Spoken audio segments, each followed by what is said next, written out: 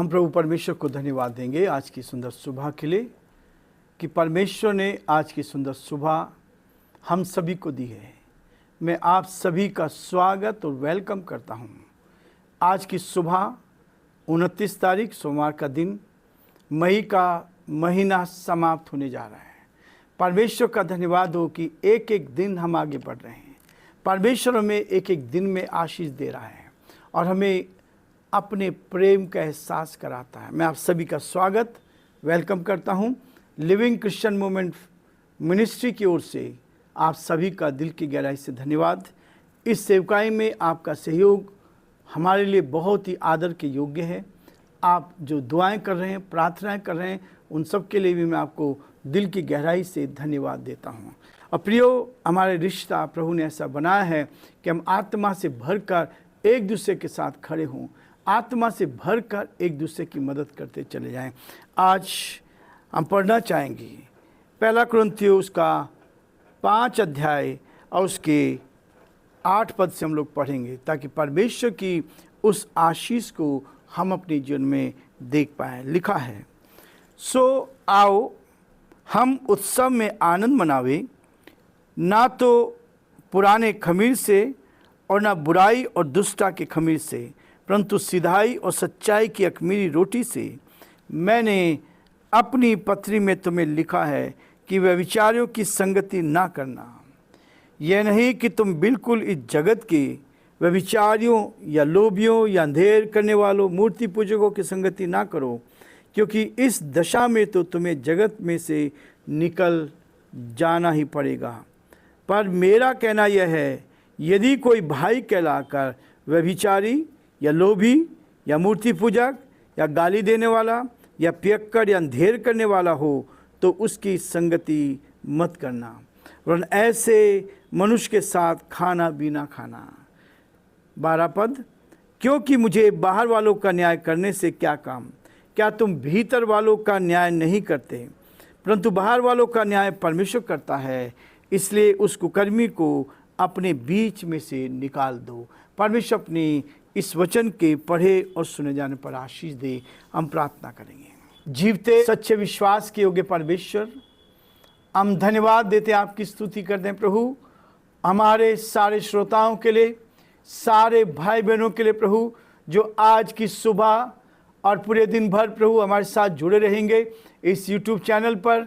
हम प्रार्थना विनती करते हैं पिता परमेश्वर, ये आवाज़ एक एक के कानों में आए, एक एक के कानों में जाए, हृदय को बदले, आत्मा से आशीष को प्राप्त कर सकें, आपकी सामर्थ का कारण बन सकें। यीशु के नाम से हम ब्लेस करते हैं, यीशु के नाम से आशीष देते हैं। और जयपुर शहर से पिता, हम इस आशीष को सारे हिंदुस्तान में प्रभु अलग अलग स्थानों पर जहां भी ये आवाज़ पहुंच रही है, हम उन तक पहुंचते हैं ताकि आपकी ब्लेसिंग हर एक को मिल सके। जो बीमार है, परेशान है, कठिनाई में है, दुख और मुसीबत में आप उनकी सुधि ले। उन सारे भाई बहनों के लिए प्रभु जिन्होंने हमें प्यारे परमेश्वर अपने प्रार्थना के निवेदन दिए हैं, हम यीशु के नाम से प्रार्थना करते हैं, हर एक की सुधि ले, हर एक की मदद कर, ताकि परमेश्वर हर जन आप में सुरक्षित रहे। और पिता परमेश्वर उनकी समस्याओं का समाधान करें। जो बीमार हैं आप उनको बीमारी में उनकी मदद करें, जो तकलीफ में उनकी मदद करें, जिनकी आर्थिक कठिनाई प्रभु जी आप उनकी आर्थिक कठिनाई में आप मदद करें। आप हर एक की सुधि ले प्यारे परमेश्वर, बड़े आदर के साथ, दीनता नम्रता के साथ हमारे प्रदेश राजस्थान को आप कहते में सौंपते हैं। यहाँ के मुख्यमंत्री अशोक गहलोत जी को आप कहते में सौंपते हैं। धन्यवादित हैं प्रभु कि आपने उनको संभाला, आपने दुआओं को सुना, उसका उत्तर दे रहे हैं, इसके लिए धन्यवाद देते हैं। हम चाहते हैं प्रभु जी आपकी सुरक्षा उन पर बनी रहे, ताकि जो जिम्मेवारी प्रभु आपने दी है उसको उठाने की सामर्थ शक्ति आपकी ओर से मिल सके। हम प्रार्थना विनती करते हैं पिता परमेश्वर, हमारे देश के लिए, देश की सारी परिस्थिति को आप जानते हैं। प्यारे परमेश्वर, हम प्रार्थना करते हैं आप ऐसे समय में इस देश को संभाले। प्रधानमंत्री के लिए, राष्ट्रपति के लिए प्रार्थना करते हैं, आपकी दया दृष्टि उन पर बनी रहे। हम बड़े आदर के साथ, दीनता नम्रता के साथ इस प्रार्थना को अपने प्रभु, अपने उद्धारकर्ता यीशु मसीह के नाम से मांगते हैं, आमीन।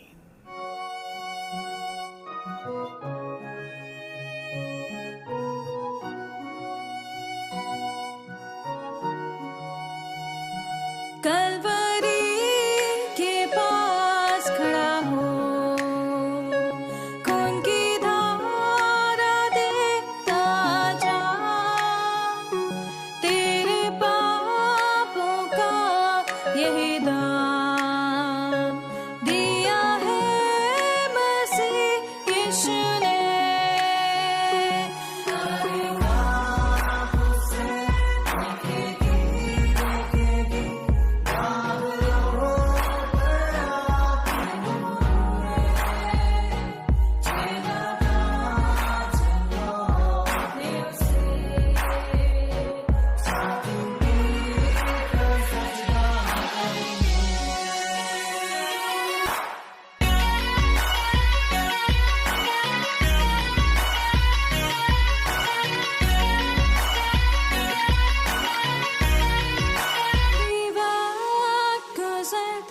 चाहता है।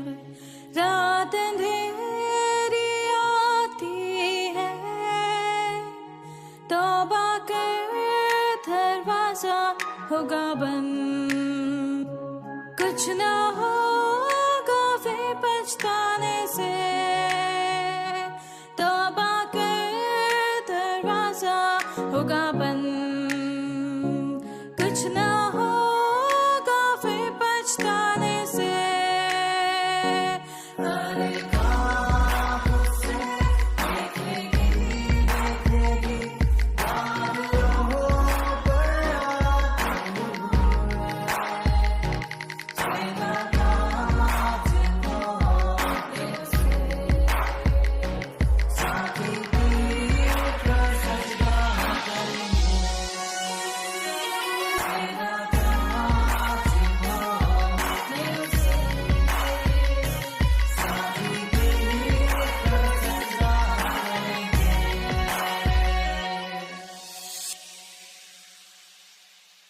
प्रियो, ये अध्याय बहुत ही खतरनाक है। यह अध्याय मुझे और आपको इस बात के लिए प्रेरित करता है कि हम कैसे परमेश्वर के उस गहरे प्रेम को अपने साथ महसूस करते जाएं। अय्यूब उसका 2 अध्याय 10 पद में लिखा है। यदि आप इस अध्याय को भी देखेंगे, वास्तव में सुख और दुख के दिन हैं और दुख के दिन हैं। जहाँ पौलुस कह रहा है 5 अध्याय में पहला कुरिन्थियों, और यहाँ अय्यूब भी कहता है इस बात के लिए। वो कहता है, क्या हम जो परमेश्वर के हाथ से सुख लेते हैं दुख ना लें? क्या हम जो परमेश्वर के हाथ से सुख लेते हैं दुख ना लें? हम सुख लेना चाहते हैं, लेकिन दुख में हम बुड़बुड़ाने लगते हैं, कुड़कुड़ाने लगते हैं, तकलीफ में आ जाते हैं। लेकिन परमेश्वर कहता है, प्रियो, यही आनंद की बात है मसीह जीवन में। मसीह जीवन में दुख है तो इसका मतलब आप आगे बढ़ रहे हैं। मसीह जीवन में तकलीफ है तो इसका मतलब परमेश्वर आपसे प्यार कर रहा है। यदि तकलीफ है तो वो आपको परीक्षा में ले जाकर आपको ऊंचा ले जाना चाहता है। यही है फर्क है दुनिया में, संसारिकता में और आत्मिकता में। जो व्यक्ति जिसने प्रभु को जाना है, यदि उसके अंदर दुख नहीं है, तकलीफ नहीं है, परेशानी नहीं है, तो इसका मतलब वो कहीं गलत रास्ते पर चल रहा है। दुख और तकलीफ आना बहुत आनंद की बात है, क्योंकि याकूब इस बात को कहता है, प्रभु यीशु मसीह का भाई कहता है, हे भाइयों, जब तुम नाना प्रकार की परीक्षा में पढ़ो तो इसको बड़े आनंद की बात समझो। जब तुम नाना प्रकार की परीक्षाओं में पढ़ो तो ये आनंद की, जब परीक्षा, जब दुख तकलीफ आती है तो ये मेरे और आपके लिए आनंद की बात होनी चाहिए। जिसने सीख लिया वो हमेशा आनंदित रहेगा। जिसने इस बात को जान लिया कि जो तकलीफ है इसका मतलब आप आगे बढ़ रहे हैं, इसका मतलब आप परीक्षा दे रहे हैं, और जितनी बड़ी परीक्षा उतना बड़ा इनाम भी आपको मिलता चला जाएगा। और इसलिए परमेश्वर का वचन हमें इस बात के लिए प्रेरित करता है कि जब आप दुख में होकर चलते हैं, परेशानी में होकर चलते हैं, आनंदित हो।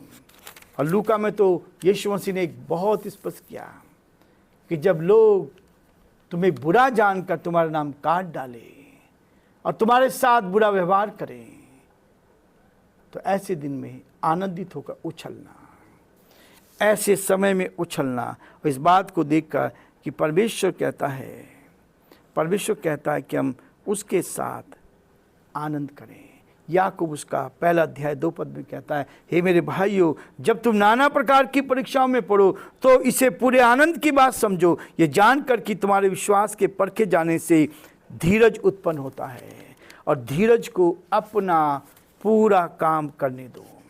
यह है परमेश्वर का वो वचन जो मुझे और आपको प्रेरित करता है, मुझे और आपको हिम्मत देता है। जब मसीह जीवन में आप हैं तो मसीह जीवन आपका ऐसा जीवन होना चाहिए, जब आप परेशानी में है, कठिनाई में है, तकलीफ में है, तो वहाँ पर आप इस बात को जानें कि परमेश्वर आपके साथ है, परमेश्वर आपकी मदद करेगा। लूका में भी लूका ने इस बात को लिखा है, जब यीशु मसीह ने कहा 6 अध्याय और उसके 22 पद में, धन्य हो तुम जब मनुष्य के पुत्र के कारण लोग तुमसे बैर करेंगे। धन्य हो तुम जब मनुष्य के पुत्र के कारण लोग तुमसे बैर करेंगे, तुम्हें निकाल देंगे, तुम्हारी निंदा करेंगे और तुम्हारा नाम बुरा जानकर काट देंगे, उस दिन आनंदित होकर उछलना, क्योंकि देखो तुम्हारे लिए स्वर्ग में बहुत बड़ा प्रतिफल है। स्वर्ग में मेरे और आपके लिए बहुत बड़ा प्रतिफल है। इसलिए वो कहता है, 8 पद में कहता है, सो आओ हम उत्सव में आनंद मनाएं।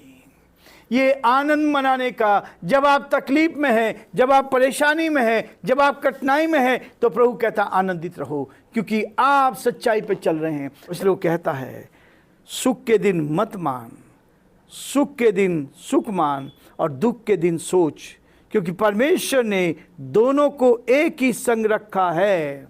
सुख और दुख दोनों को एक संग रखा है, जिससे मनुष्य जान ले कि जीवन में कुछ भी निश्चित नहीं है। सबोपदेशक का लेखक सुलेमान, जो सबसे बुद्धिमान व्यक्ति था, वो इस बात को कहता है। सबोपदेशक उसका 7 अध्याय उसके 14 पद में कहता है, सुख के दिन सुख मान और दुख के दिन सोच, क्योंकि परमेश्वर ने दोनों को एक ही संग रखा है, जिससे मनुष्य जान ले कि जीवन में कुछ भी निश्चित नहीं है। ये आनंद की बात है प्रियो, और प्रभु यीशु मसीह ने इस पे मोहर लगा दी है, परमेश्वर ने इस पे मोहर लगाई है, इस बात के लिए कही है कि जब लोग तुमसे बैर करेंगे, तुम्हारा नाम बुरा जानकर काट देंगे, उस दिन आनंदित होकर उछलना। मैं प्रैक्टिकल करता हूँ ऐसे ही, क्योंकि वचन जो कहता है उसको प्रैक्टिकल में करने की कोशिश करता हूँ, आनंदित रहता हूँ। और किस काम के लिए? जब समस्या है तो इसका मतलब और ज़्यादा बड़ी खुशी आने वाली है, और ज़्यादा परमेश्वर आनंद देने वाला है। ये तो सब कुछ उसके हाथ में है। इसलिए वो कहता, सो आओ हम उत्सव में आनंद मनाएं। 1 कुरिन्थियों उसका 5 अध्याय 8 पद में, ना तो पुराने खमीर से और ना बुराई और दुष्टता के खमीर से। प्रियो, वो बराबर इस बात के लिए कहता है, बुराई का खमीर सब कुछ को बुराई में ले आता है, और दुष्टता का खमीर सबको दुष्ट बना देता है। इसमें उत्सव नहीं मनाए, परंतु सिधाई और सच्चाई की अखमीरी रोटी।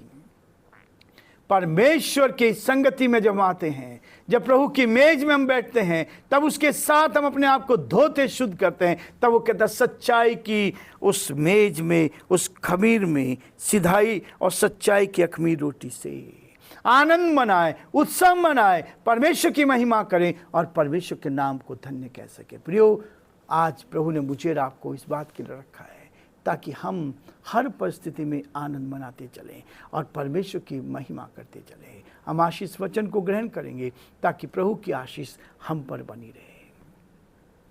अब हमारे प्रभु यीशु मसीह का महान अनुग्रह, परमेश्वर पिता का महान प्रेम, पवित्र आत्मा की सहभागिता संगति हम में से प्रत्येक के साथ और हमारे सारे श्रोताओं के साथ प्रभु अब से लेकर हमेशा हमेशा तक होती रहे। आमीन।